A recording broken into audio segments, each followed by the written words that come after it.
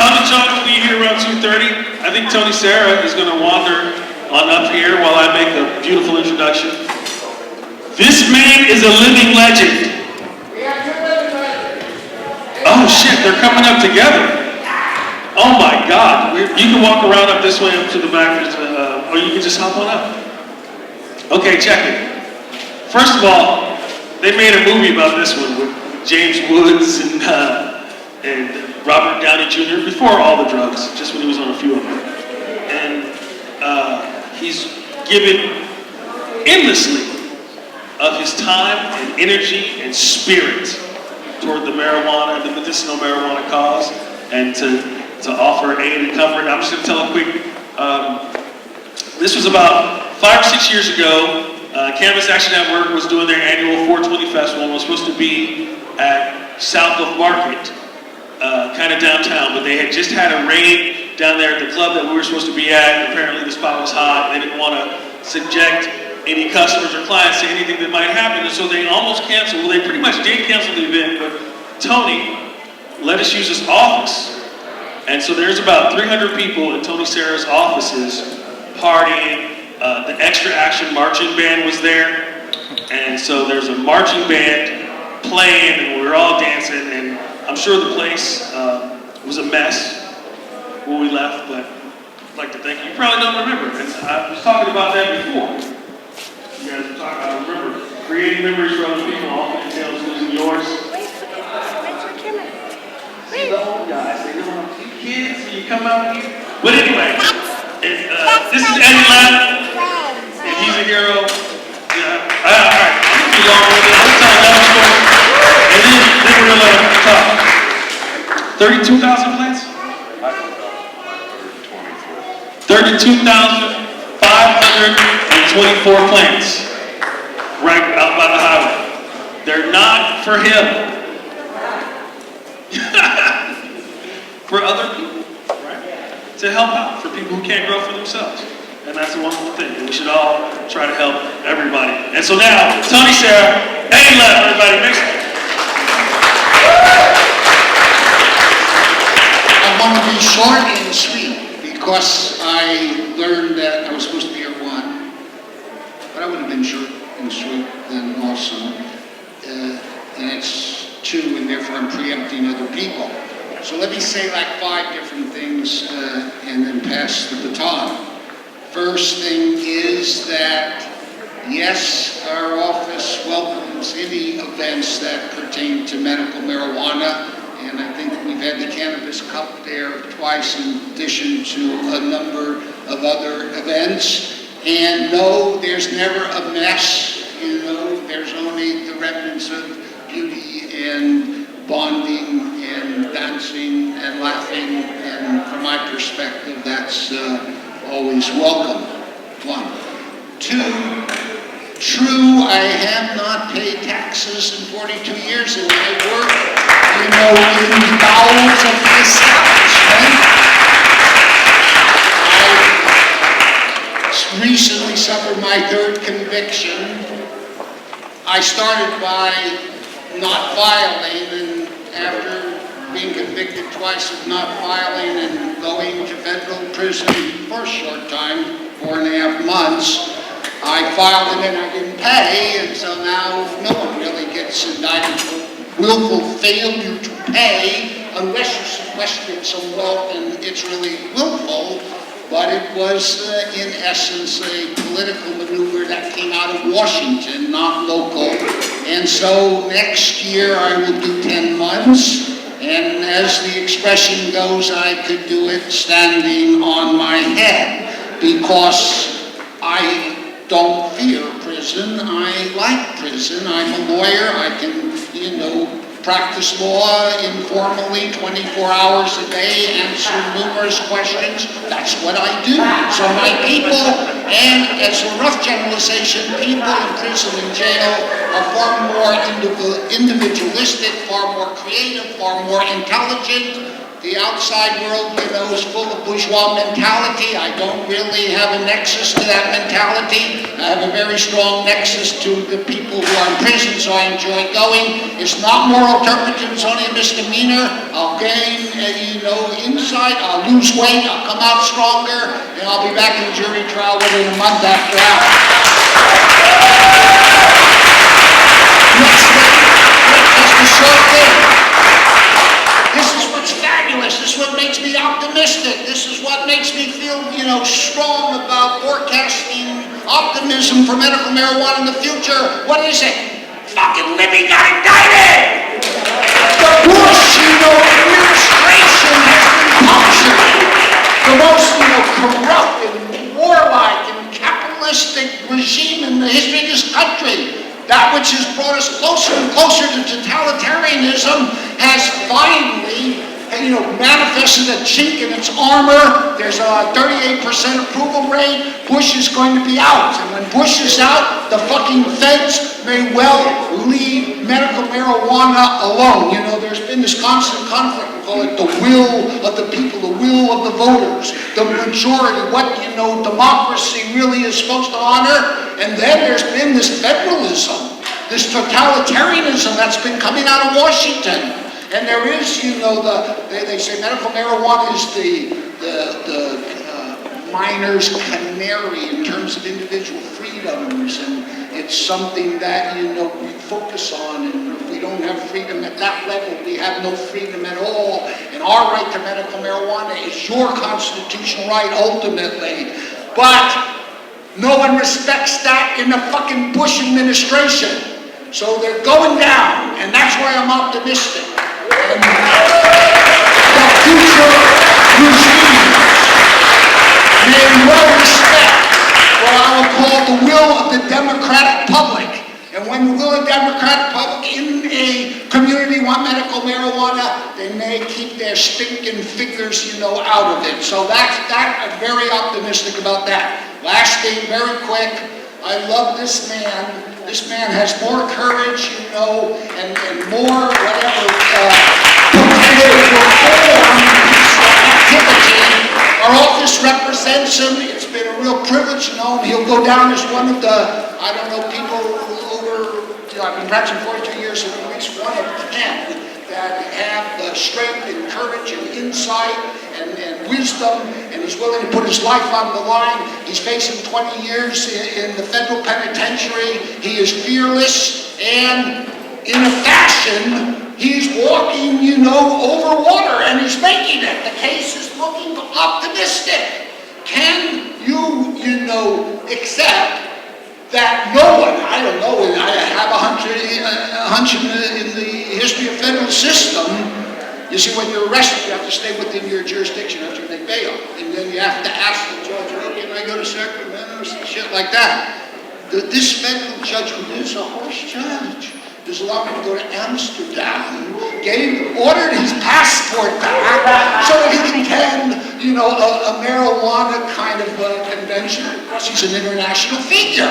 Well, when a judge does that, you know we're on the right side. His case will be the first case that really tests First Amendment religious right usage. So it's like, if they're trying to close the front door, we're coming in the motherfucking back door.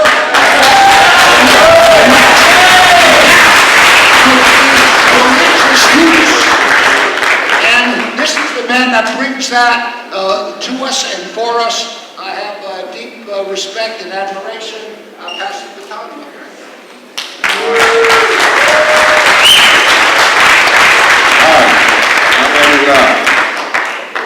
It's unusual to be in a position where the accused criminal may be sending his attorney fucking cigarette money.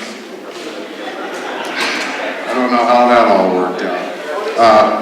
I would like to start by thanking Tony Sara. The one thing he is too proud to mention is the fact that he's doing all of this for free for me. And without him doing this, I would still be sitting in Santa Rita jail.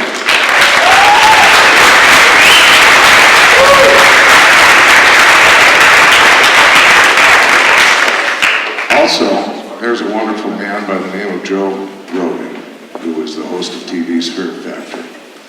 He he sent $10,000 to Tony so that Tony would have the money to pay for the incidentals that came up. Without that money, I would still be sitting in Santa Rita jail. I also would like to thank Lynette Shaw, who has a booth out here with the Marin Alliance, who put up her home in Marin, guaranteeing the judge I would not leave and break the conditions of my bail.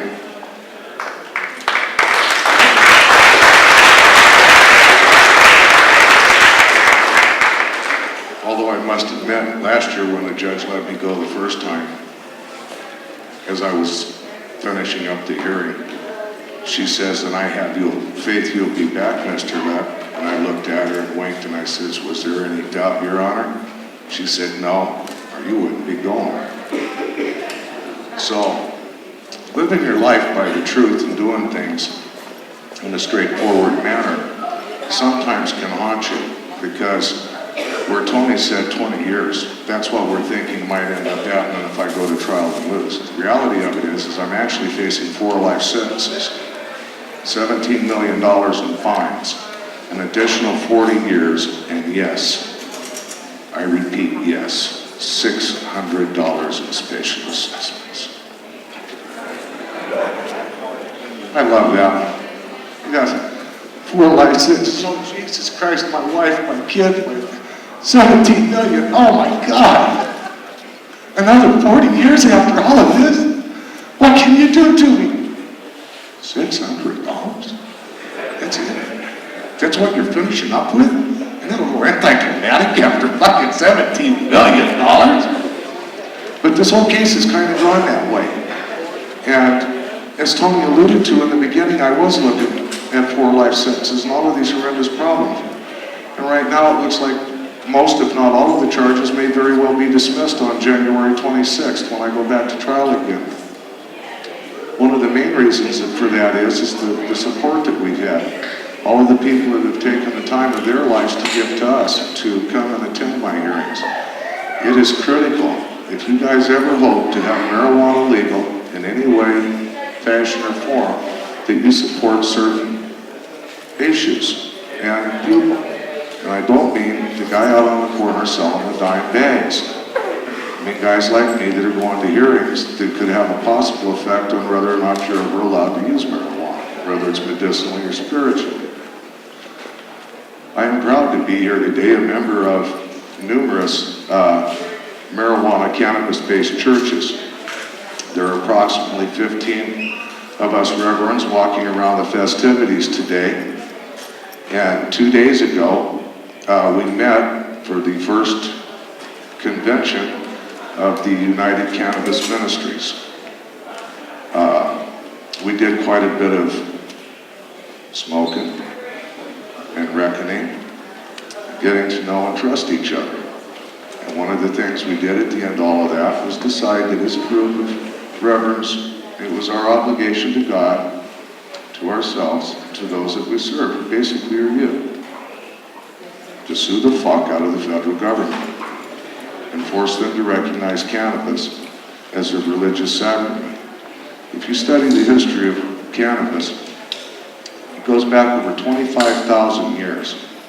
Until approximately 1188, the little brass things you see the priest in the Catholic Church swinging around all the time were packed full of cannabis. In 1188, it was outlawed by the Pope, and sadly has gone straight downhill reputation-wise ever since. Now, back then, I can understand the Pope carrying a lot of weight. However, in view of the recent turn of events for those boys in the little silk outfits, perhaps the Pope doesn't carry so much weight anymore. And perhaps people would just quit blanketly believing authority figures that say marijuana kills you, marijuana makes you crazy, marijuana makes you rape women and abuse children and rob banks. I don't know if any of you have ever smoked a joint, but personally, I have. I've never raped a woman. I've never robbed a bank. I've never stolen from a man. I lied to a child. I've been so fucking stoned for the last 30 years, most of the people couldn't hold my hand without getting high.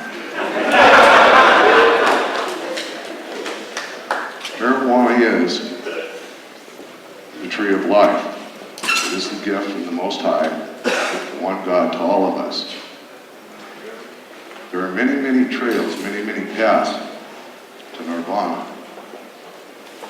Some of you were Jewish, some of you were Catholic, some of you were Baptist, some of you were Buddhist, some of you were one of something like 1,000 different recognized religions across the world. We're all worshiping the same thing. We're just doing it in a slightly different way. It's kind of like chocolate. We all like it. Some of us like it in a little square chocolate. Some like it in yogurt. Some like it on a, ice cream cone. We're all worshiping the same thing. We all like the same thing. It's time for us to quit seeing each other as black and white, as gay and lesbian, as Mexicans, as Chinamen, as white men. It's time for us to realize that we are in fact all brothers, and that as long as those in power have the ability to make us see each other as anything other than what the Creator made us, which is completely and totally equal, they win. And they know that. There was a study that I read, sadly, a few weeks ago, a month ago, about a report about this white gentleman that was brought from the Virgin Islands in the Caribbean up to the state of Virginia back in the early 1700s. The title of the report was something about how to raise your niggers.